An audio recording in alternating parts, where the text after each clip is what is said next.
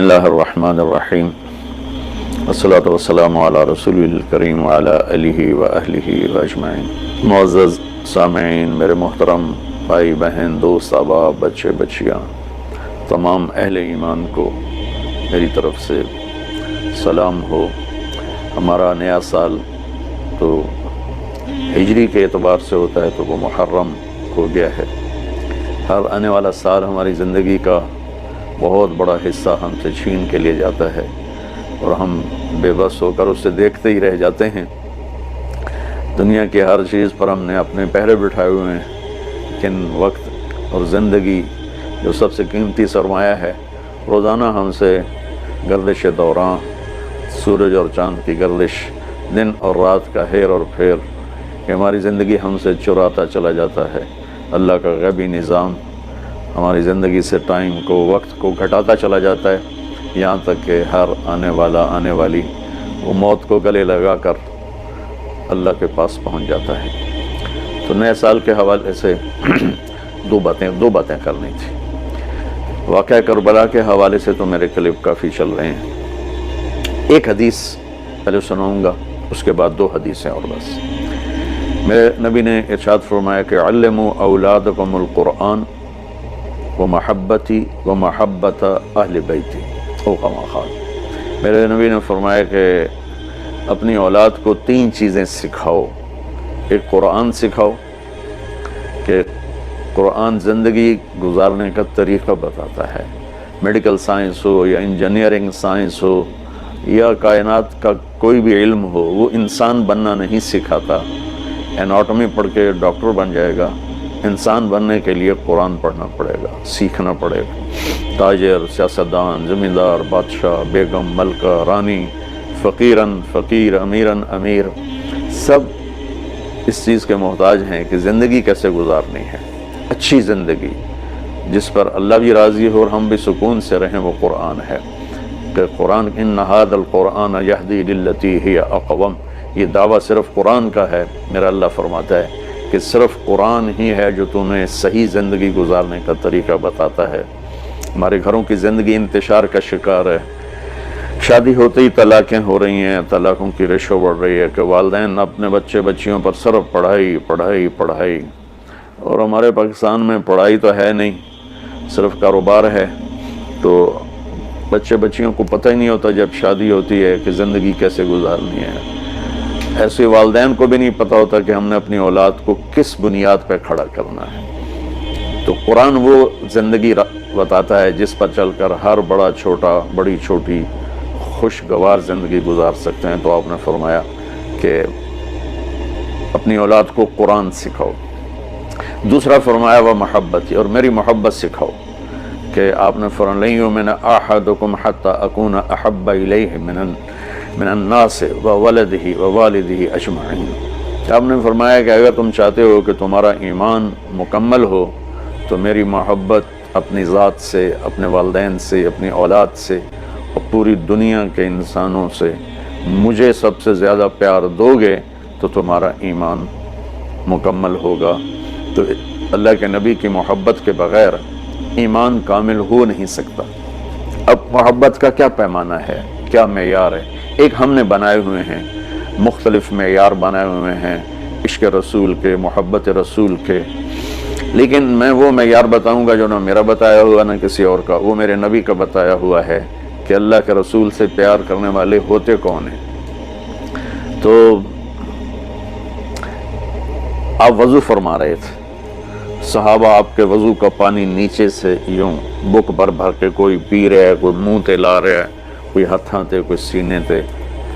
تو آپ نے پوچھا ما یحملکم علی ھذا، بھئی یہ کیا کر رہے ہو، کیوں کر رہے ہو؟ کہ حبا للہ ولرسولہ۔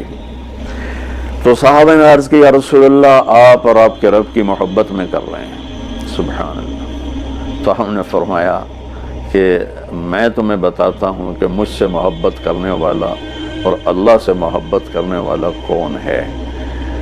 ایڈا سستا سودا نہیں ہے کہ صرف میرے وضو دا پانی تسی پی لو تے تسی میرے عاشق بن جاؤ، کہ وہ میں تمہیں بتاتا ہوں کہ اللہ اس کے رسول سے محبت کا پیمانہ کیا ہے۔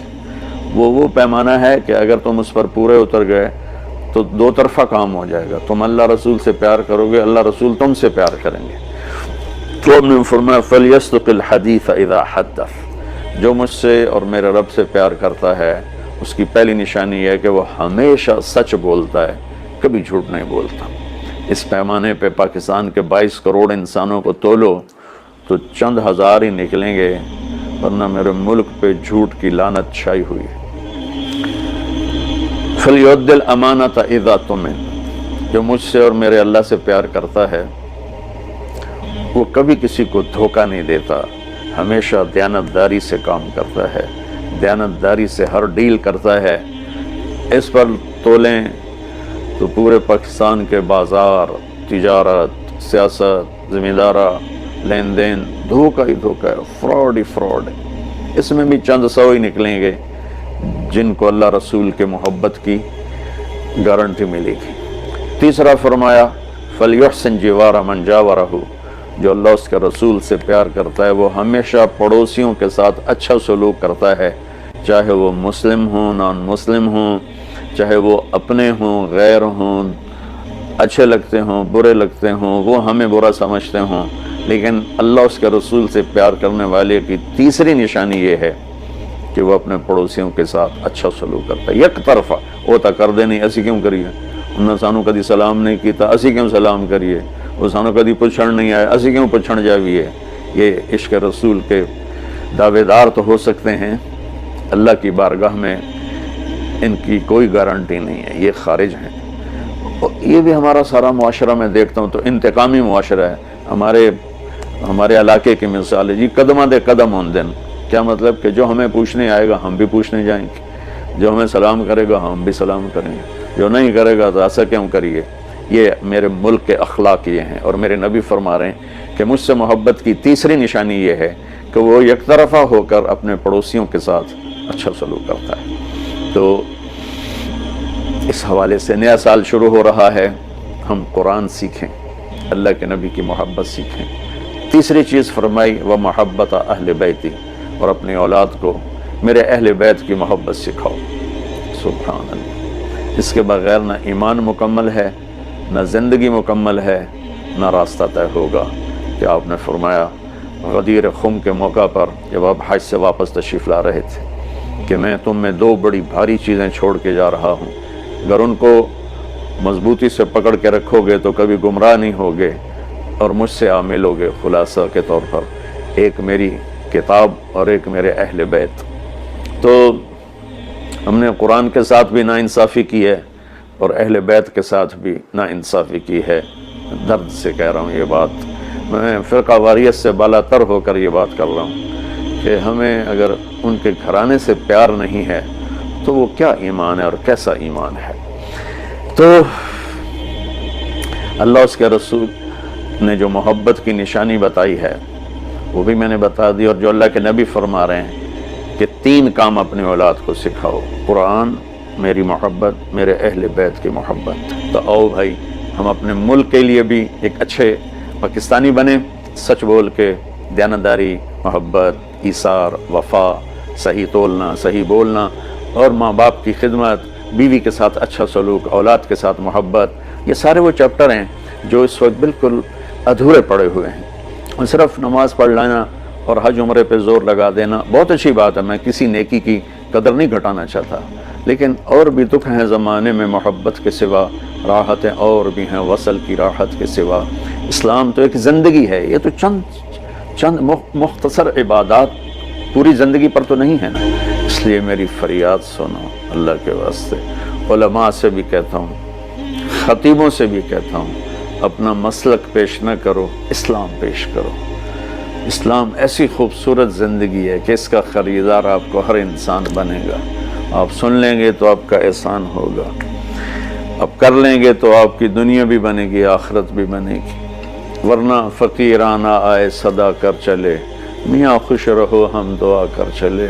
وہ جو گیت تم نے سنا نہیں میری عمر بھر کا ریاض تھا، میرے درد کی تھی وہ داستاں جسے تم ہنسی میں اڑا گئے۔ السلام علیکم۔